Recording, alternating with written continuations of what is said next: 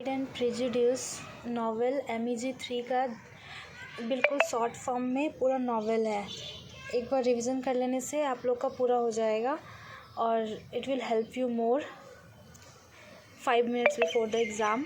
Pride and prejudice, Jane Austen, Darcy घमंड में था और स्टेला एलिजाबेथ पूर्व धारणा में थी। और ये पब्लिश 1813 में हुआ है और लॉकबॉर्न प्लेस में। और mister Bennett and Mrs Bennett रहते थे, जिनकी 5 डॉटर्स थी। जेन ब्यूटीफुल थी, सिंपल थी, एलिजाबेथ थी, लीडिया थी, मारिया और कैथरीन। मिस्टर बेनेट्स का जो माइंड था वो बहुत ही मतलब शांत टाइप का था और बहुत ही कम बात करने वाले इंसान थे। मिसेस बेनेट बहुत ज़्यादा बात करने वाली थी और वो सिर्फ अपनी बेटियों को शादी करवाना चाहती थी। उनका एक ही वन एंड ओनली ड्रीम था। नेदरफील्ड पार्क में हैंडसम और रिच रियलिस्टिक नेबर्स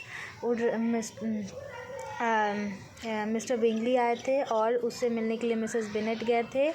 एंड वो लोग सब बॉल पार्टी में भी मिले थे और मिस्टर बिंगली ने उनकी सबसे बड़ी बेटी जेन को पसंद किया। और डार्सी भी बहुत ज़्यादा रिच था, वो बिंगली से भी ज़्यादा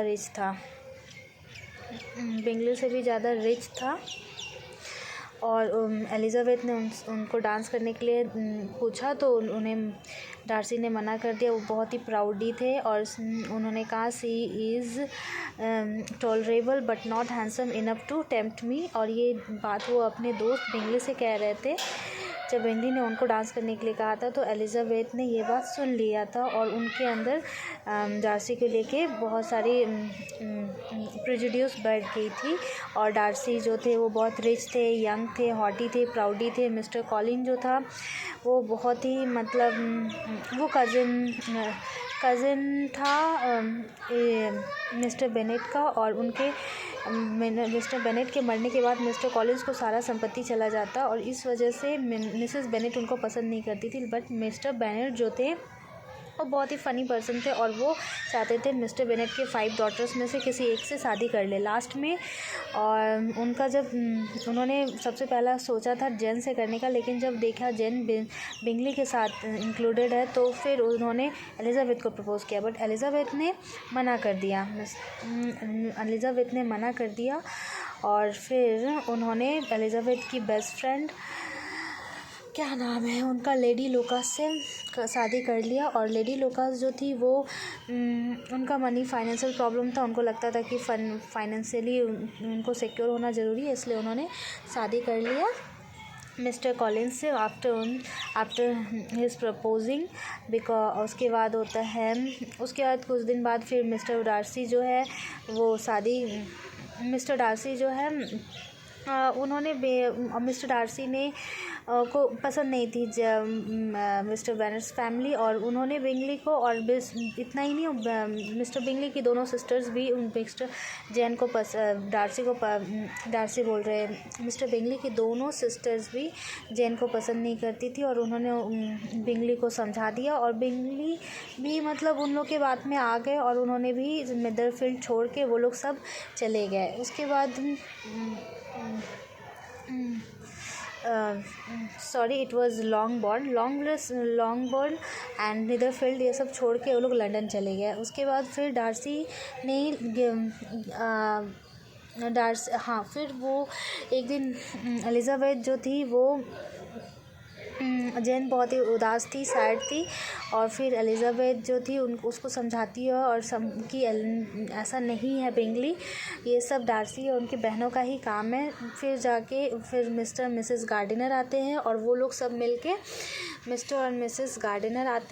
वो लोग सब मिलके जेन को लेके जाते हैं और जेन को अपने घर लेके जाते हैं। और वहाँ पे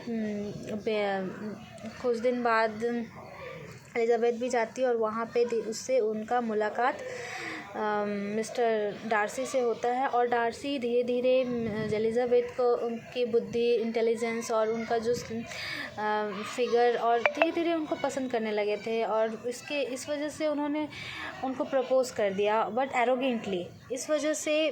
और और विकम ने भी बहुत कुछ इल नॉनसेंस बहुत कुछ बताया था डार्सी के बारे में। इस वजह से उनके अंदर बहुत सारी प्रेजुडिस थी, जिस वजह से उन्होंने मना कर दिया शादी करने के लिए और उनका प्रपोजल को रिजेक्ट कर दिया। तो फिर वहाँ से डार्सी चले जाते हैं और उसके कल होके उन्होंने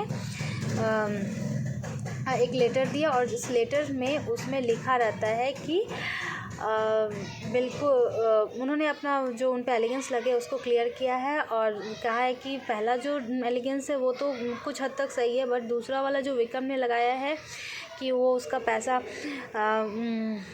उसको पैसा नहीं देता है जो उसके पापा ने उसके विकम के लिए छोड़ के गए थे, और विकम के फादर जो डार्सी के घर में काम करते थे। तो ये सब एलिगेंस गलत है, जबकि उल्टा विकम तो उसकी बेटी पहले तो सारा पैसा खर्चा कर देता है जो पैसा उसको मिला था, और उसकी बहन डार्सी की बहन 15 साल की थी, उसको लेके भागने के प्लान में था, जिस वजह से उन दोनों का फ़ाइट हो गया था। और ये सब क्लियर करने के बाद एलिज़ाबेथ के अंदर कुछ सॉफ्ट कॉर्नर आता है और वो क्लियर हो जाता है।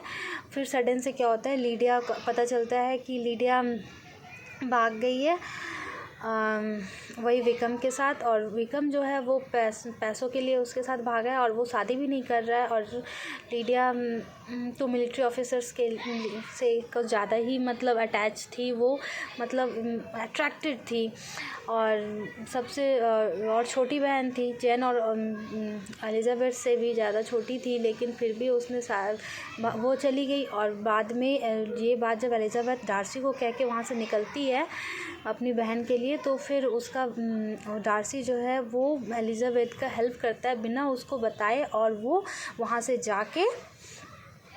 से जाके सिंपल सा बात वहाँ पे जाके वो एलिज़ाबेथ जो है डार्सी जो है वो विकम को मनाता है, उसको पैसा देता है और लीडिया से शादी करवाता है। और ये बात किसी को नहीं पता है। लास्ट में ये बात मिसेस गार्डिनर ने एलिज़ाबेथ को बताया और उसके सारे के सारे जो भी बचा खुचा प्रेजुडिस था वो ख़त्म हो जाता है। और अंत में फिर फाइनली बिंगली भी आता है और जेन को प्रपोज़ करता है, डार्सी लेके आता है, और डार्सी भी वहाँ पे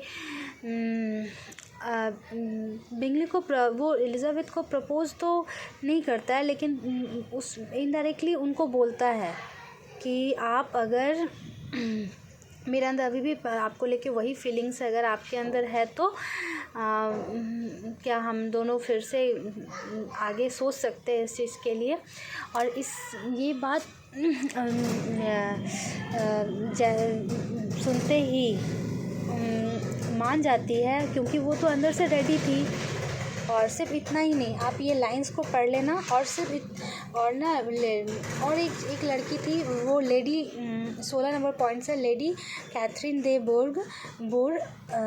लेडी कैथरीन दे जो भी है वार्ड, तो